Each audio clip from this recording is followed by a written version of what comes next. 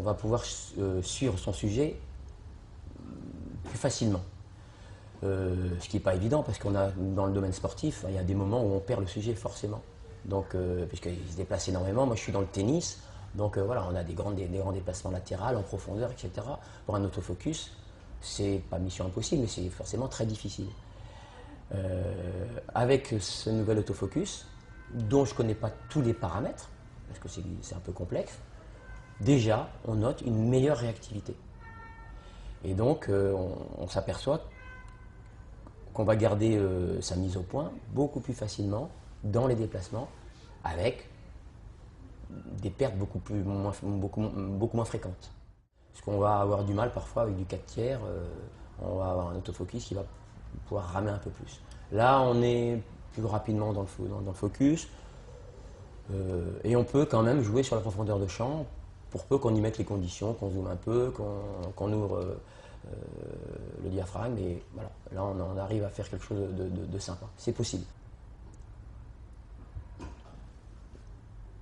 Je trouve que l'1 pouce est pour moi l'un des meilleurs compromis, je trouve. Parce qu'on a quand même par rapport à des plus petits capteurs, on a quand même un petit peu de texture, on a quelque chose qui rajoute à l'image. C'est pas du tout la même image, hein, on sent vraiment la différence. Et ça reste quand même assez praticable en reportage, puisque l'autofocus, il n'est pas impossible à faire, l'automatisme se fait assez correctement. Et néanmoins, on peut être un peu créatif si on pose sa caméra pour aller chercher un petit peu de flou d'arrière-plan. Voilà, on a en plus des options qui nous permettent avec l'écran de passer d'un point à un autre point. Donc voilà, on peut jouer un petit peu avec l'esprit créatif, ce qu'on ne peut pas faire avec un petit capteur.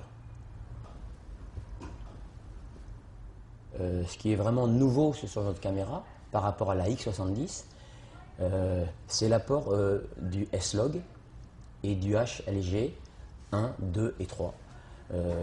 Ils sont maintenant présents dans tous les menus, c'est-à-dire que chaque menu, on se retrouve avec 10 menus paramétrables, donc on a 10 menus installés qui sont paramétrables un peu à l'infini, puisqu'il y a tous les paramètres à régler, et à chaque fois on peut travailler sur tel gamma, S-Log, HLG et tous les autres gammas qui étaient installés déjà dans cette caméra.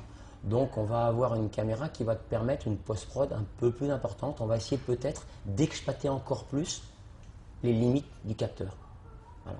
En sachant que ça reste un capteur 1 pouce, en sachant que ça reste en 4.2 8 bits, etc. Sur cette caméra, ce qui n'est pas le cas de la Z90. Hein. Sur celle-là, en tous les cas, on est toujours en 4.2 8 bits. Donc voilà, on peut espérer aller un petit peu plus loin dans la post-prod pour aller chercher un peu plus de dynamique. Ça peut être intéressant.